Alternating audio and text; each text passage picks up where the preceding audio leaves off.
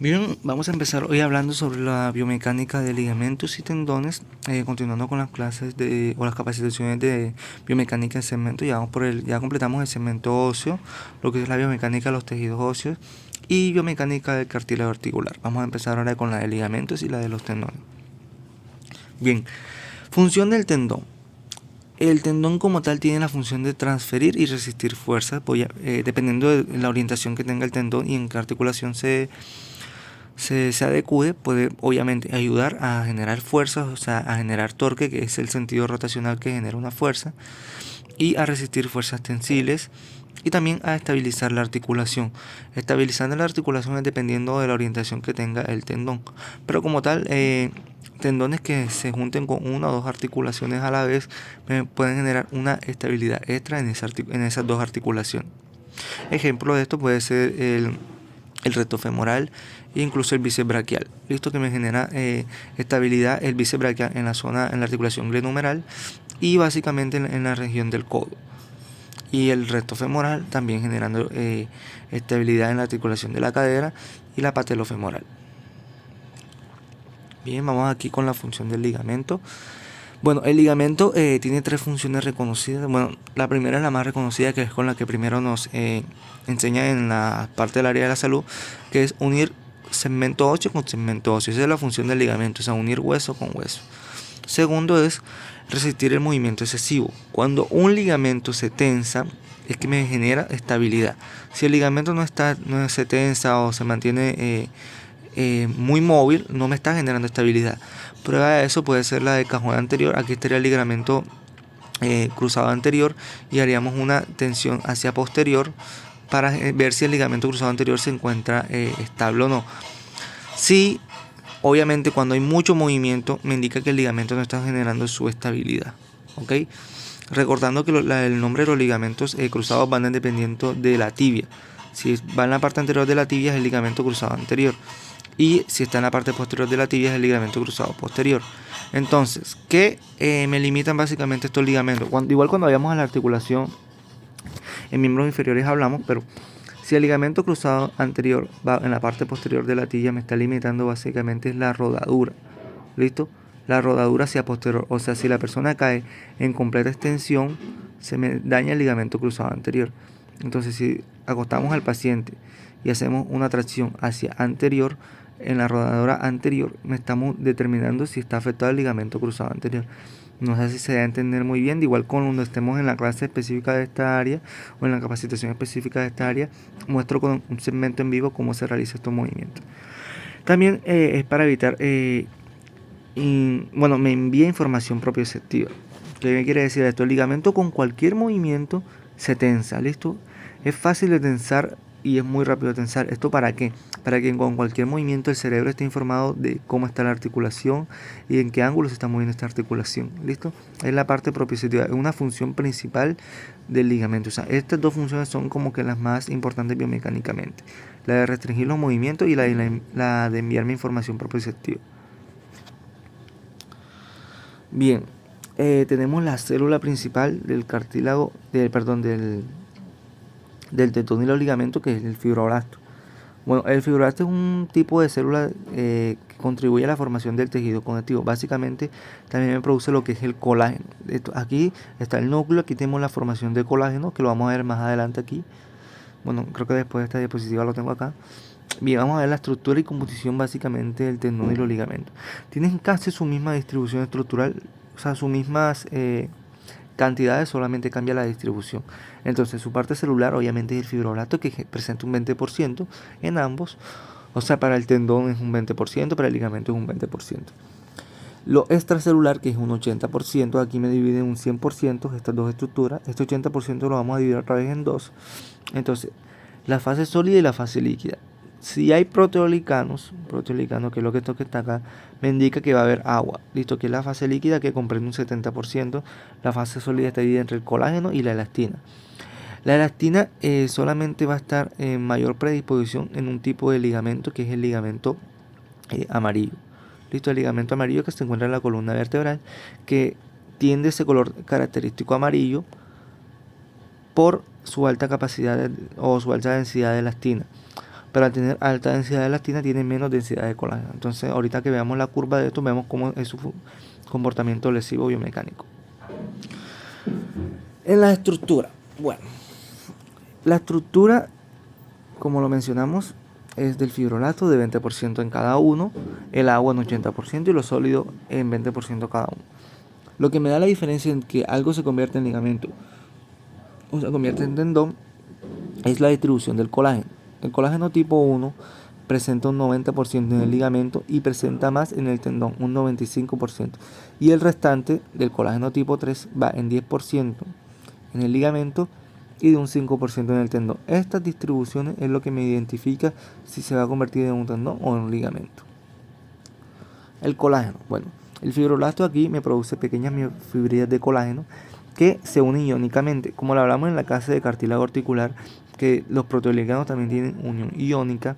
La diferencia es que el colágeno, esa unión iónica, no es para chocar con nada, sino que para mantenerlos fijos a ellos mismos.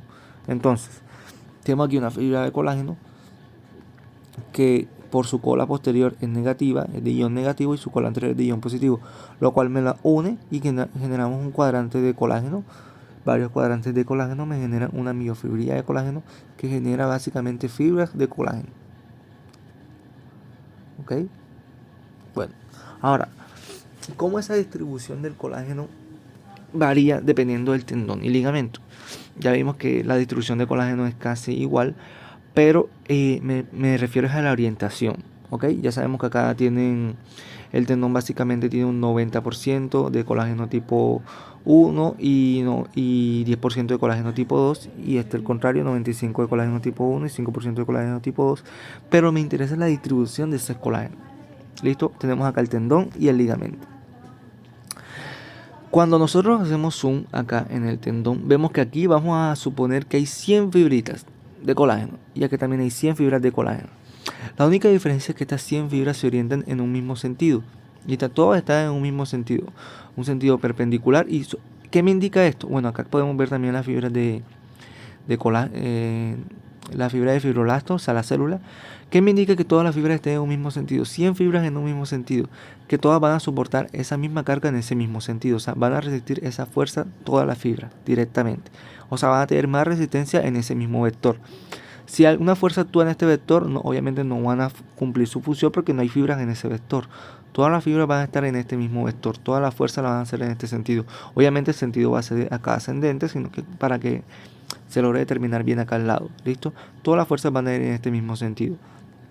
A diferencia de que en el ligamento, ¿listo? En el ligamento de esas 100 fibras van a estar 25 de este lado, 25 de este lado y 50 de este lado.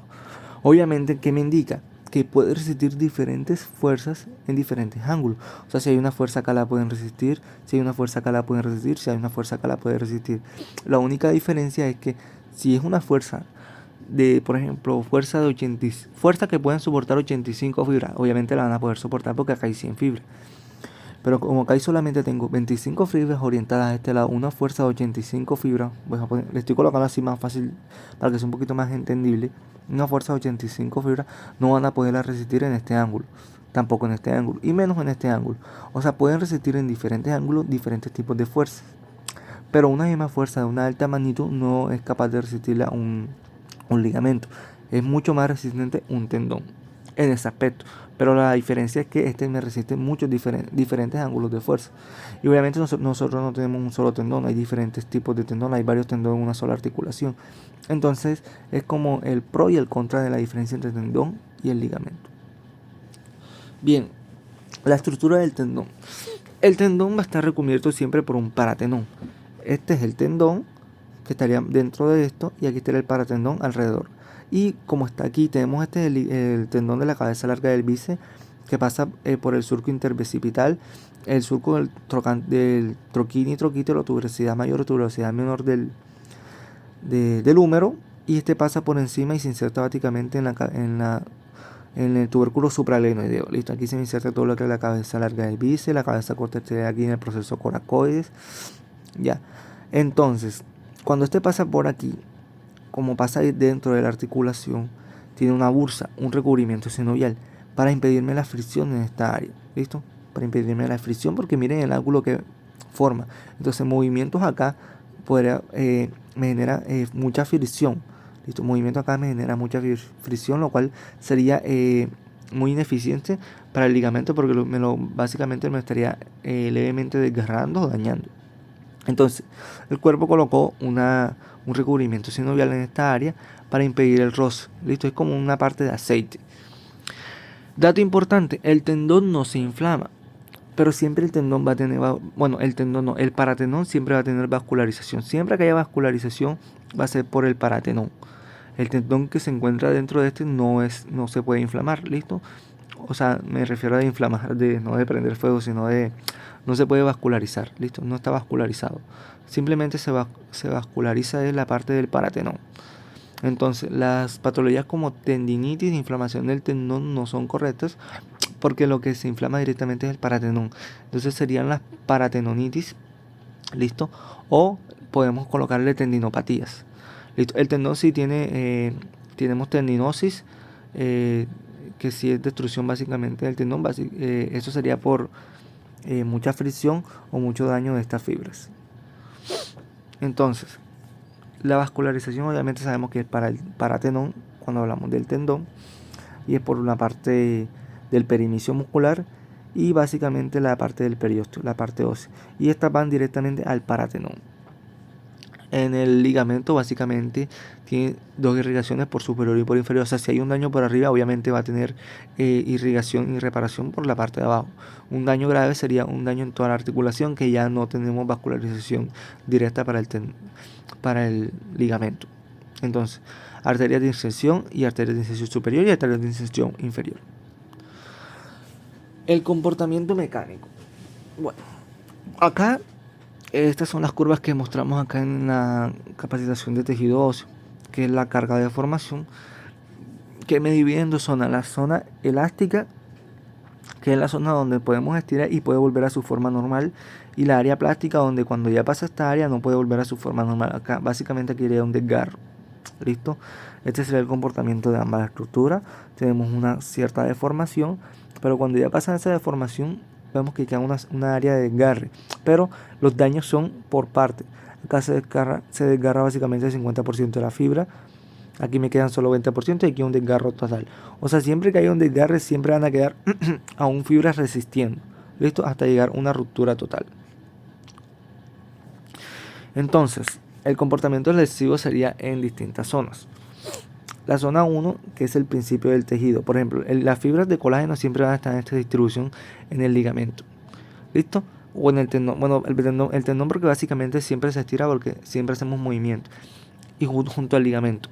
Entonces, vamos a tomar el ejemplo del ligamento, que siempre van a estar sus fibras así, ¿listo? Onduladitas, y con cualquier movimiento se tensan. ¿Listo? La zona 1 me indica que están ligeramente onduladas y se tensan. La zona 2 es el área elástica, o sea, al tensarse un poquito se pueden estirar hasta un 5% de deformación, ¿listo? Y pueden volver a su forma normal nuevamente. O sea, aquí pueden volver acá, en la zona 2. La zona 3 me indica, la mitad de la zona 3 básicamente sería el área elástica, el área plástica, ¿listo? Acá puede que ya haya de 100 fibritas que tengamos, puede que ya se hayan desgarrado 4 o 5 por ahí. Cuando llegamos a la 4 es la área de falla mayor. Aquí ya tendremos una falla de básicamente el 60-80% de todas las fibras de colágeno. O sea, esas 100 tendríamos 80 dañadas. Y la zona 5 es que esas 20 fibras que están tratando de resistir se desgarran completamente. Entonces tenemos un daño del 100%. Aquí básicamente es el ejemplo de cómo sería en la zona 5 un daño del 100%. Aquí tendríamos aproximadamente, bueno, acá no sé, aquí obviamente sería un 20%, pero para que se den entender la idea de cómo sería el daño. Aquí vemos que está normal, tensada, aquí están onduladitas, aquí se tensan. De aquí empezamos con la primera área de desgarre, aquí estará la segunda y la tercera. El ligamento amarillo, bueno, como vimos acá, vemos que el comportamiento de un ligamento y tendón normal desde esta curva, ¿listo?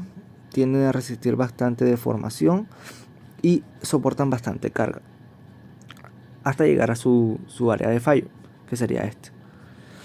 El ligamento amarillo se deforma mucho, es muy elástico, pero en el momento de llegar a una cierta carga hay daño enseguida. ¿listo? No soporta mucha carga, pero es muy elástico, muy elástico.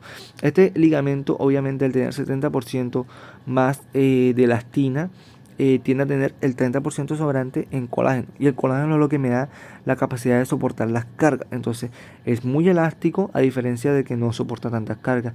Y este ligamento, ¿dónde se encuentra? En la parte posterior de la columna vertebral. ¿Listo? Básicamente por los procesos espinosos en la parte interna. Sí, proceso espinoso en la parte interna, o sea, en la unión de láminas posteriores. ¿Listo? Y este ligamento lo que me permite es generar movimiento, que la columna sea así de flexible, que podamos mirar hacia adelante, rotar a la izquierda, a la derecha. Me da esa elasticidad, ¿listo? En la columna vertebral, para que la columna no sea tan rígida. Obviamente, si en la columna no tuviéramos este ligamento, tuviéramos solamente el ligamento normal, la columna fuese un poquito más rígida. ¿Listo? Lo que nos limitaría mucho el movimiento. Bueno, ahora la viscoelasticidad en las lesiones. Vamos a suponer el ejemplo que vamos a tener es de 100 kilos, o sea, vamos a tener esa carga de 100 kilos y vamos a realizar el mismo ejercicio pero muy rápido o muy lento. Dependiendo de a qué velocidad realice el ejercicio, voy a tener diferentes tipos de lesión. Si realizo, por ejemplo, a una velocidad baja, ¿qué me produce? Una abulsión. Listo, a una velocidad baja me produce una abulsión, que lo vamos a ver más adelante cada una de las dos. Y a una velocidad alta se desgarra básicamente el ligamento. Entonces, si tengo 100 kilos y yo me pongo a hacer muchas repeticiones súper rápido, puede que me desgarre el ligamento. Pero si yo tengo 100 kilos y empiezo a hacer tensión sostenida, puede que me lleve prácticamente el hueso. Entonces, altas velocidades. Entonces estoy haciendo un ejercicio de cuello de pie a altas velocidades, y me llego a doblar el tobillo. Me guinzo porque lo hice a una alta velocidad. Es un ejercicio que se hace básicamente en artes marciales, que es para dar elasticidad en los ligamentos colaterales fibulares. ¿Listo? Tenemos acá el ligamento, la tibia, la fíbula. Este sería el calcáneo, el astrágalo, ligamento fíbula astragalino anterior, fíbula astragalino posterior y fíbulo calcáneo. Al hacer estiramientos laterales del ligamento a alta velocidad, puede que hacerlo muy rápido pues me desgarre básicamente estos ligamentos. ¿Listo? Y a la abulsión me refiero a que estamos haciendo trabajos para el gastrocnemisolio y lo hago a una tensión tan lenta que esta parte de calcáneo debería estar aquí. ¿Listo? Y me la llevo. La misma tensión me lleva todo el hueso subcondral. ¿Listo? Se la absorbe. Este hueso debería estar acá.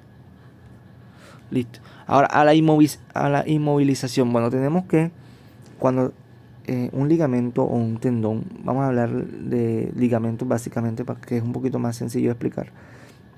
Cuando un ligamento está normal, esa sería su curva de comportamiento normal. Cuando lo inmovilizamos, ya sea por una lesión, una fractura, incluso el mismo desgarro, esta es la curva que me queda. Y vemos que soporta menos deformación y menos carga. O sea, tiende a lesionarse mucho más rápido. El área de desgarre en un ligamento normal básicamente es por una alta carga. Aquí sería por una carga mucho más baja. Entonces, ¿cómo hacemos el reacondicionamiento físico? Es importante tener esta tabla porque aquí, dependiendo de cómo hagamos la terapia o en qué tiempo hagamos la terapia, vamos a ver el tiempo verdadero de recuperación de un ligamento y de una zona básicamente de tejido blando. Estuve 2 meses inmóvil por una fractura. Vamos a tomar el ejemplo, tuve 2 meses inmóvil por una fractura, me enyesaron o si no es que me pararon, etc. 2 meses inmóvil. Del 100% de movilidad, que la parte roja es la resistencia, básicamente la rigidez, y la parte azul básicamente es la carga máxima, o sea, la carga y la movilidad o la flexibilidad que tengo en esa zona. Listo. Entonces, siempre voy a perder un poquito más de carga máxima por obvias razones, porque me da un poquito más de debilidad en esa zona. La elasticidad la pierdo también bastante. En 2 meses pierdo casi el 55% de la fuerza máxima, me queda en 55%. Casi la mitad básicamente, y la de elasticidad básicamente la pierdo un 65%. ¿Listo? Eso es lo que pierdo en 2 meses sin realizar terapia, solamente ya con el mero descanso de recuperación de 2 meses ya tengo esta pérdida, ya una pérdida bastante prominente.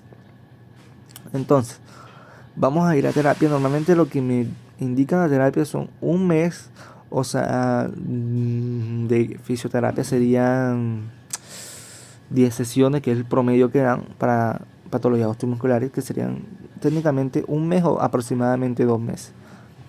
En un mes o 2 meses no hay mucha recuperación. Simplemente una recuperación más o menos estable serían 5 meses, que ya la carga la puedo soportar al 75% y la elasticidad incluso a un 85%. Ya estaría una elasticidad y una recuperación suficientemente alta para dejar al paciente casi en óptimas condiciones. Digo casi en óptimas condiciones porque la fuerza máxima siempre va a estar un poquito disminuida. ¿Listo? Y este es el principal mecanismo que me pudo dar la lesión, el tipo de carga. No tanto el tipo de movilidad, porque obviamente se recupera mucho más rápido, pero sí el tipo de carga. Entonces, si solamente hacemos un mes de terapia, la recuperación va a ser mucho más baja, muy poca la recuperación. Incluso pues solamente podemos recuperar un 5% más. De 55% llevarlo a un 60% y de un 65% a un 70%. ¿Listo? Pero obviamente el paciente no va a presentar ya signos de dolor, porque es como lo principal que vamos a hacer en terapia, el signo de dolor. La idea siempre es educar al paciente de que la patología como tal o la lesión como tal va a tener una recuperación completa casi a un año, aproximadamente a un año. ¿Listo? Entonces, obviamente una persona escuchar eso se deprime, se siente mal porque va a decir como un año, pero si cuando me hicieron la rehabilitación yo me sentía bien a los 2 meses. Claro, es posible que se sienta bien porque el dolor se va a quitar, pero la curva me indica que la recuperación completa es de aproximadamente 2 meses. Y eso como siendo muy óptimo, porque normalmente serían casi 15 meses. Y nunca recuperaríamos el 100%. Quedaría a un 95% de la rigidez y a un 85% de la carga máxima. Pero es mucho más favorable tener una recuperación hasta este punto que dejarla hasta este punto, que es probable que se me vuelva a lesionar, y aquí la curva actúa de una manera más curiosa, porque ya no estaría del 100%, sino este sería el 100% y disminuiría mucho más. Entonces es importante llevar al paciente a una rehabilitación lo más óptima posible. Listo, tratando de subir un poquito los tipos de terapia. Me refiero a subir, obviamente no vamos a hacer 5 meses de terapia a un solo paciente. Vamos a ver que es una patología neuro que ya como tal, depende si están en instituciones de prestadores de servicios de salud, sí generan terapia mucho más alta para pacientes con patologías neuro. Pacientes con patología osteomuscular máximo 1, máximo 2 meses. La idea es preparar al paciente con un plan casero, explicarle que cada cierto tiempo tiene que hacer cierto ejercicio, cierta actividad física. La idea es preparar al paciente e indicarle esto para que él mismo sea consciente de cómo debe realizarlo y de por qué debe realizarlo. Que no sea simplemente, ya se me quitó el dolor y hasta aquí voy a quedar. Listo, que quede como tema. Bueno, factores que afectan el comportamiento del ligamento y el tendón básicamente serían la edad. Vamos perdiendo densidad de colágeno a los 19 y 20 años.